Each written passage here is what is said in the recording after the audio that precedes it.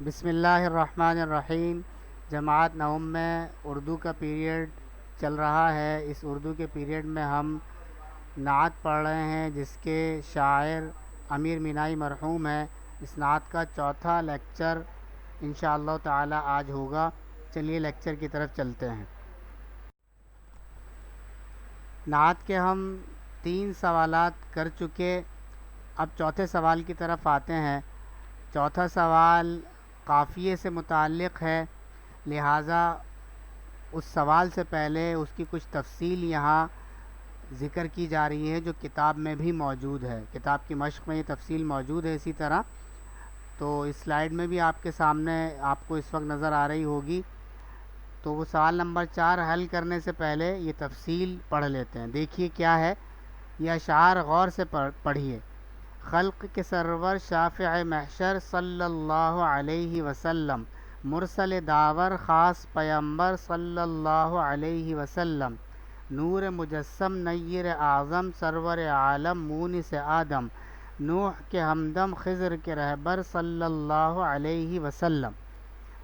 ان اشعار میں محشر، پیمبر اور رہبر کے الفاظ قافیے ہیں اور صلی اللہ علیہ وسلم ردیف ہے۔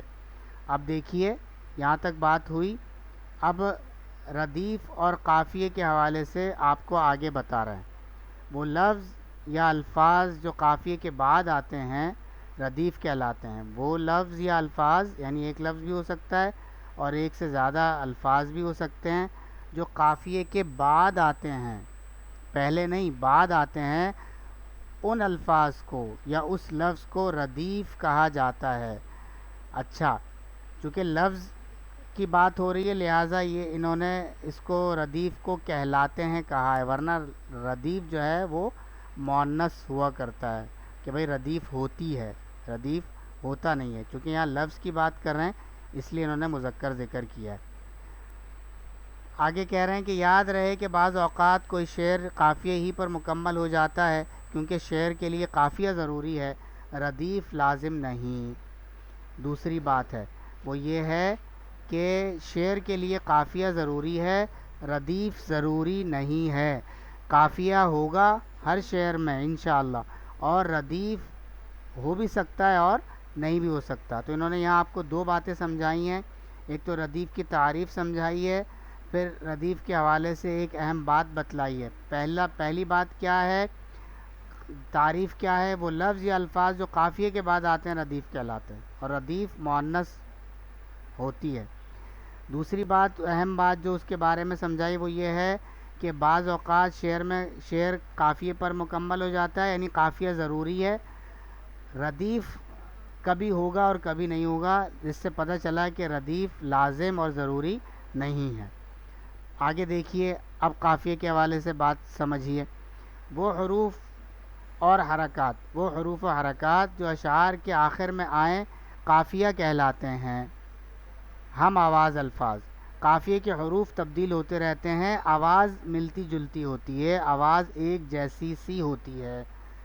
وہ حروف و حرکات جو اشعار کے آخر میں آئیں قافیہ کہلاتے ہیں۔ قافیے کے حروف تبدیل ہوتے رہتے ہیں۔ 2 باتیں یہاں، ایک اس کی تعریف، ایک اس سے متعلق اہم بات۔ تعریف کیا ہے، وہ حروف و حرکات جو اشعار کے آخر میں آئیں قافیہ کہلاتے ہیں، یعنی جن کا وزن تو ایک جیسا ہو اور جن کی آواز تو ملتی جلتی ہو لیکن ان کے حرکات یعنی زیر زبر پیش اور ان کے حروف تبدیل ہو سکتے ہیں، جیسے محشر۔ اب اس میں 4 حروف ہیں، میم ہے شین رے، یہ اس کا قافیہ ہے پیمبر۔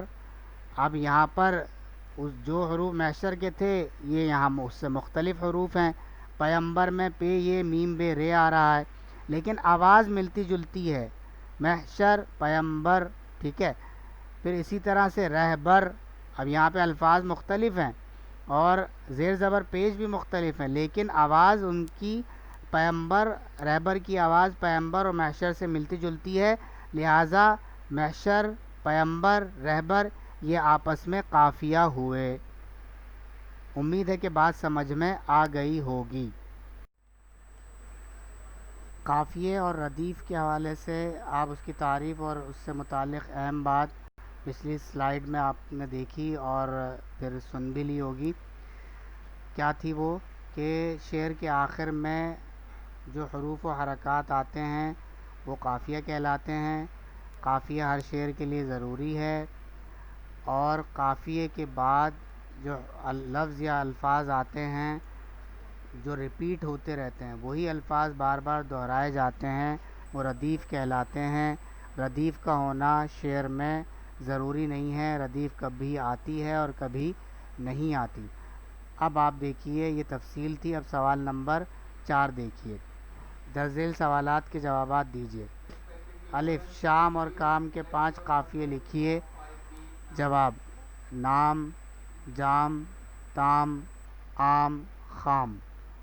اب یہ شام اور کام سے ملتے جلتے ہیں، ان کی آوازیں مل رہی ہیں، ٹھیک ہے، اور ان کے حروف اور بعض دفعہ ہو سکتا ہے، یہاں تو نہیں ہے لیکن ہو سکتا ہے کہ حرکات بھی الگ ہوں. تو وہ 5 اس کے ہم قافیہ کیا ہیں شام اور کام کے؟ نام، جام، تام، عام اور خام. بے ہے سوال نمبر 4 کا. بے، امیر مینائی کی نعت میں کون کون سے قافیے استعمال ہوئے ہیں؟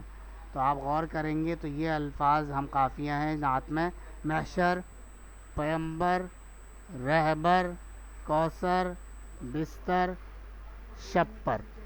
ٹھیک ہے جی. سوال نمبر 5 کی طرف آتے ہیں.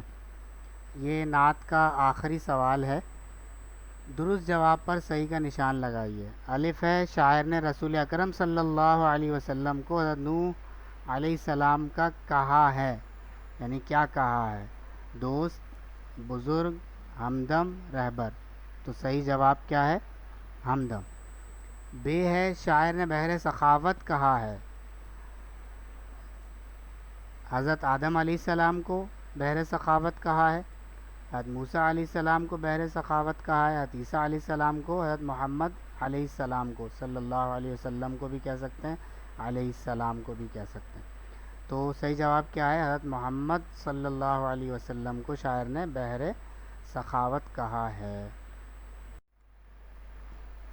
جیم، نعت میں توصیف کی جاتی ہے اللہ تعالیٰ کی، حضرت محمد صلی اللہ علیہ وسلم کی، انبیاء کرام کی، صحابہ کرام کی. تو صحیح جواب کیا ہے جی؟ نعت میں توصیف کی جاتی ہے حضرت محمد صلی اللہ علیہ وسلم کی. دال ہے، تارک دنیا سے مراد ہے، یعنی کون مراد ہے؟ دنیا کو چاہنے والا تارک دنیا سے مراد ہے، دنیا سے بیزار تارک دنیا سے مراد ہے، دنیا کو چھوڑنے والا تارک دنیا سے مراد ہے، یا دنیا میں مصروف تارک دنیا سے مراد ہے؟ تو صحیح جواب ہے دنیا کو چھوڑنے والا تارک دنیا سے مراد ہے. ہے، اس نعت میں انبیاء کی تعداد ہے 4، 5، 6، 7. تو آپ نے غور کیا ہوگا نام تو 5 ہستیوں کے آئے ہیں، لیکن ایک ان میں سے نبی نہیں ہے، حضرت خضر علیہ السلام. 4 انبیاء ہیں. تو انبیاء کی تعداد کتنی ہے؟ 4. الحمدللہ نعت کی بھی مشق پوری ہوئی، 5 سوالات اس کے ہو گئے الحمدللہ. اب ہم آتے ہیں ہوم ورک کی طرف. یہ پہلا ہے کہ اردو کے رجسٹر میں نعت کا سرورق اس طرح بنائیے کہ اس میں 4 چیزیں آ جائیں: سبق کا نمبر، سبق کا نام، شاعر یا مصنف کا نام، اور ظاہر نعت ہے تو شاعر کا نام آئے گا، اور 4 ہے سبق شروع ہونے کی تاریخ. یہ پہلے بھی بتایا جا چکا ہے، دوبارہ بتایا جا رہا ہے. نعت کی مشق کے تحت کروایا گیا تمام کام مکمل کر لیں، یہ دوسرا ہوم ورک ہے. حمد کا امید ہے آپ نے مکمل کر لیا ہوگا، اب نعت کا کام مکمل کر لیجئے. اور تیسرا ہے گھر کا کام، کل ہونے والے حمد اور نعت کے جائزے کی تیاری کریں. آپ کو پہلے بتا دیا تھا جمعہ کے دن کہ انشاءاللہ تعالی بدھ کے دن حمد اور نعت کا جائزہ ہوگا، تو یہ اسی سے متعلق ہے. کل چونکہ بدھ ہے تو کل انشاءاللہ تعالی حمد اور نعت کے حوالے سے جائزہ ہوگا، آپ اس کی تیاری کر لیں، کام بھی مکمل کر لیں. 3 سوالات نعت کے پہلے ہو گئے تھے، آج 2 سوال اور ہو گئے. حمد کے اس سے پہلے ہو گئے تھے، تو یہ سارا کام بھی کاپی میں کر لیں، اور دونوں کے حوالے سے جائزے کی تیاری بھی کر لیں۔ جائزہ انشاءاللہ تعالی جو ہے وہ آپ کو کل انشاءاللہ تعالی وہ پرچہ دکھا دیا جائے گا، وہ آپ کو آدھے گھنٹے میں اسی وقت کلاس کے وقت میں حل کرنا ہوگا، اور اس کی تصویر کھینچ کر پھر آپ کو واٹس ایپ کرنی ہوگی، اور سب کی حاضری ضرور ہونی چاہیے، اس میں کوئی غیر حاضر نہ رہے۔ یہ 9 کلاس ہے، بورڈ کا امتحان ہوگا، ابھی سے آپ ساتھ ساتھ تیاری کرتے رہیں گے، استاد کے ساتھ چلیں گے تو انشاءاللہ آپ ہی کو سہولت ہوگی اور کام جمع نہیں ہوگا۔ ابھی آن لائن کلاسز ہو رہی ہیں، پتہ نہیں کب اسکول کھلتے ہیں، پھر جب پڑھائی ہوگی تو وہ اس کے بعد کی پڑھائی ہوگی، یہ نہیں ہوگا کہ یہ اسباق دوبارہ پڑھائے جائیں گے، یہ کیسے ہو سکے گا، ورنہ پھر کیسے سلیبس کور ہوگا۔ لہٰذا جو اس وقت پڑھایا جا رہا ہے اس کو اہمیت سے پڑھیے اور اس کی تیاری بھی کیجیے، تاکہ بعد میں آپ کو پریشانی نہ ہو اور کام جمع نہ ہو۔ امید ہے آپ بات سمجھ گئے ہوں گے۔ والسلام علیکم ورحمۃ اللہ وبرکاتہ۔